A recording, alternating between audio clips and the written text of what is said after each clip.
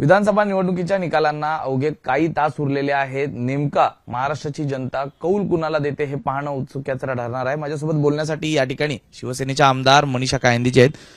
कायंदेजी, काय सांगाल? Exit poll आपण पाहतोय तर महायुतीच्या बाजूने दिसलेला कौल दिसतोय प्रामुख्याने, मात्र जे महाविकास आघाडी आहे त्यांच्यापासून काल हॉटेल पॉलिटिक्सला देखील सुरुवात झालेली आहे। एक्झिट पोलचे निकाल आम्हाला निश्चितच आनंददायी आहेत।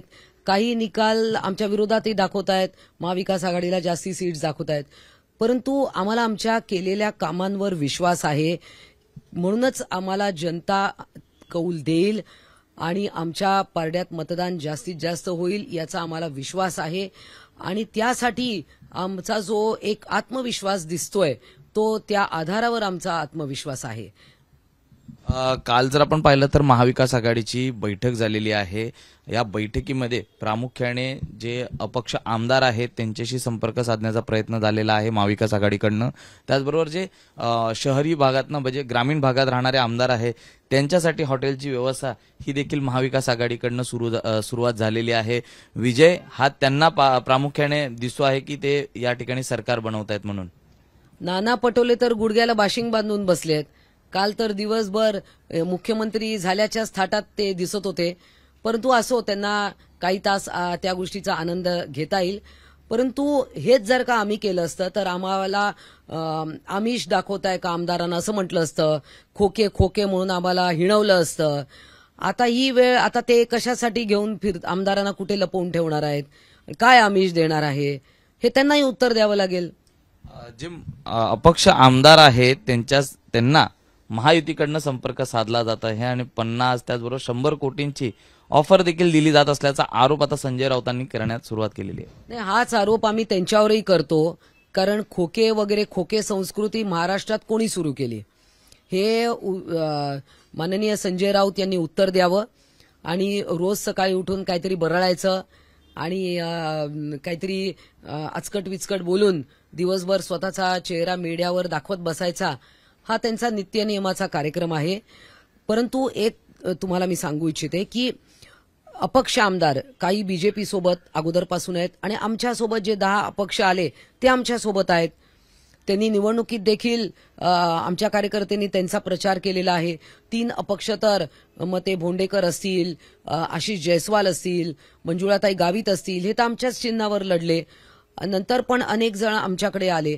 त्यामुळे अपक्षांना आमिष, कारण अपक्षांना बघा शेवटी काय असतं, प्रत्येकाला आपल्या विभागामध्ये तो पक्षाच्या चिन्हावर निवडून आलेला आमदार असो नाहीतर अपक्ष असो, त्यांना त्यांच्या जनतेचा आणि मतदारसंघाचा विकास करायचा असतो आणि विकास कोणी केलाय तर महायुती सरकारने केलाय।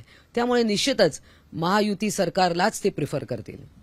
संजय राऊत असे देखील म्हणतायत की केंद्र सरकारकडनं अनेक अडथळे आमच्यामध्ये आणण्याचा प्रयत्न सुरू आहे, मात्र आम्ही आमचं सरकार स्थापन करू आणि यामध्ये कुठलीही शंका नाही असं ते म्हणतायत। लोकांना महाविकास आघाडीने काय केलं 2.5 वर्षात ते दिसलेलं आहे। परत कोण त्याच्यामध्ये त्या भानगडीत पडेल, ते महाविकास आघाडीचं सरकार होणार नाहीच निश्चितच। कारण जनतेने बघितलंय ना यांनी काय केलं 2.5 वर्षात। वसुली केली, पोलिसांना नको नको ते उद्योग करायला लावले, उद्योगपतींच्या घराखाली जेलेटिनच्या कांड्या ठेवायला लावल्या, मनसुख हिरणचा कशा पद्धतीने अंत झाला हे आपण पाहिलं, साधू संतांच्या हत्या झाल्या पालघरमध्ये, अनेक गोष्टी आपण पाहिल्या। स्थगिती सरकार, वसुली सरकार, एकही प्रोजेक्ट पूर्ण झाला नाही आणि नुसतंच दिवसभर विक्टिम कार्ड खेळत बसायचं। आणि संजय राऊत यांच्याकडे लोकांनी बघून मतदान केलं असेल असं मला वाटत नाही। 160 जागा जिंकण्याचा विश्वास हा संजय राऊतांनी व्यक्त केलेला आहे। त्याचबरोबर जे बाहेरचे आमदार आहेत त्यांच्यासाठी हॉटेलची व्यवस्था म्हणजे हॉटेलमध्ये रूमची व्यवस्था करण्याचा देखील कालच्या बैठकीत निर्णय झाल्याचं ते म्हणतात। या हॉटेल्सचं पण चेकिंग केलं पाहिजे, निवडणूक आयोगाने तिकडे धाडी टाकल्या पाहिजे, पोलिसांनी धाडी टाकल्या पाहिजे की या हॉटेलमध्ये त्यांना काय काय वाटण्यात येणार आहे आणि कसली आमिषं दाखवली जात आहेत, का त्यांना बळजबरी कोणी उचलून नेत आहे, या सगळ्याच गोष्टीचा खुलासा झाला पाहिजे। आणि संजय राऊतांच्या वक्तव्याला तर खरं काही उत्तरही देण्याची गरज नाहीये। दुसरीकडे प्रकाश आंबेडकर यांनी एक सकाळी ट्विट केलेलं आहे आणि ट्विटच्या माध्यमातून त्यांनी अनेकांना स्वतःकडे लक्ष वेधण्यास सुरुवात केलेली आहे। ते म्हणतायत की आमच्या अनेक जागा येतील आणि आम्ही जिथे सत्ता असेल त्या सत्तेत सहभागी होण्यास इच्छुक आहोत असे देखील ते म्हणतात. बघा, प्रकाश आंबेडकरांनी 2-2.5 वर्षापूर्वी माननीय उद्धव ठाकरे यांच्यावर युती केली. जेव्हा माननीय एकनाथजी शिंदे वेगळे झाले त्यानंतर महाविकास आघाडीशी त्यांनी जुळवण्याचा प्रयत्न केला.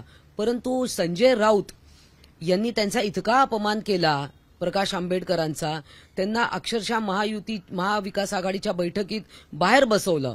अनेक वेळा त्यांचे अपमान झाले आणि नंतर प्रकाश आंबेडकर तर महायुतीमध्ये नव्हतेच, ते वेगळेच लढले, आपण पाहिलं. त्यामुळे प्रकाश आंबेडकर आम्हाला साथ द्यावी किंवा ते देतील हा त्यांचा प्रश्न आहे. मला वाटतं अजून या प्रश्नांचं उत्तर द्यायला आपल्याला काही तास थांबावं लागेल. दुसरीकडे आपण पाहिलं तर जो कौल आहे तो तुमच्या बाजूने दिसत असला तरी सुद्धा अनेक ठिकाणी आज बारामतीत प्रामुख्याने पाहिलं तर अजित पवारांचे मुख्यमंत्री पदाचे बॅनर्स लागलेले आहेत. कसं पाहता, महायुतीत मुख्यमंत्री पदाच्या रेस म्हणजे एकूणच खुर्चीची रस्सीखेच सुरू आहे का? अजिबात नाही. निवडणुकीच्या अगोदर देखील आम्ही असं काही घोषित केलं नाही. ही पूर्ण निवडणूक महायुती हे माननीय एकनाथजी शिंदे यांच्या चेहऱ्यासमोर ठेवून लढलो. He was a leader of the team. आणि बघा, अजितदादा पवारच्या कार्यकर्ते असतील, कोणालाही वाटतं आपला नेता मुख्यमंत्री व्हावा, आणि शिंदेसाहेब तर ऑलरेडी मुख्यमंत्री झालेले आहेत आम्हाला.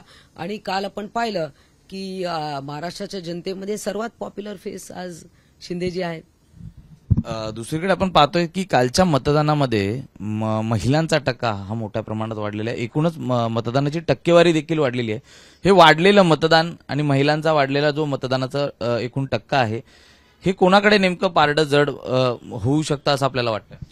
बघा, महिला मतदार या काँग्रेस आणि उभाठावर प्रचंड चिडलेल्या आहेत. एकतर तुम्ही त्यांना लाचखोर म्हटलं, तुम्ही त्यांना भिकारी म्हटलं लाडकी बहीण योजना आल्यावर. त्यानंतर आमच्या विक्रोळीच्या कॅन्डिडेट सुवर्णा करंजे यांना सुनील राऊत यांनी बकरी म्हटलं. नंतर शायना एनसी यांना माल म्हटलं. त्यांच्यानंतर म्हणजे इतके गलिच्छ उद्गार तुम्ही महिलांबद्दल काढता आणि कुठल्या तोंडाने तुम्ही महिला मतदारांकडे गेलात? महिला मतदार तुम्हाला जोड्याने हाणलंच आणि ते मतपेटीच्या माध्यमातून हाणलं. आणि जे हे वाढलेलं मतदान महिलांचं आहे ते 2 गोष्टीवर आहे. लाडकी बहीण योजना जी सक्सेसफुल झाली, एक गेम चेंजर या महाराष्ट्रामध्ये ठरली. महिलांसाठी नुसत्याच जेंडर बजेटच्या आम्ही गोष्टी नाही केल्या, परंतु ते इम्प्लिमेंट करून दाखवलं की ज्या महिला खरंच गरजवंत आहे त्यांना हे महिन्याचे 1500 रुपये महायुती सरकारने दिले आणि त्या अत्यंत समाधानी आहेत आणि त्यांना एक आत्मविश्वास या योजनेमुळे आलाय. आणि दुसरी म्हणजे या उबाठाच्या आणि काँग्रेसचे जे वाचाळ नेते आहेत त्यांना थोबाडीत मारण्यात म्हणजे या मतदानाच्या पेटीतून त्यांनी मारलेलं आहे. दुसरीकडे आपण पाहतोय की काँग्रेसचे नेते राहुल गांधी यांनी अदानी त्याचबरोबर अप्रत्यक्षरित्या आपल्या सरकारवरती टीका केलेली आहे की अदानींवरती कुठलीही कारवाई होणार नाही, हे सरकार त्याला पाठीशी घालतंय. बघा, गेले 5 वर्ष ते अदानी अंबानी यांच्या विरोधात बोलतच आहेत. आता असं आहे की झारखंडमध्ये अदानींना हजारो कोटींचं प्रोजेक्ट मग तुम्ही का दिलत? म्हणजे तुमचं जेव्हा राज्य होतं तेव्हा तुम्ही अदानींना मोठे मोठे प्रोजेक्ट्स दिले आणि आता तुमचं तिथे राज्य नाही म्हणून तुम्ही त्यांच्या विरोधात बोलताय. राहुल गांधी यांचा एक कलमी कार्यक्रम आहे, परदेशात जायचं, देशाबद्दल वाटेल तसं बोलायचं, देशाची बदनामी करायची, उखाळ्या पाखाळ्या काढायचा. विरोधी पक्ष नेते आहेत ते आता असं पोरकटासारखं विधान त्यांनी करू नये.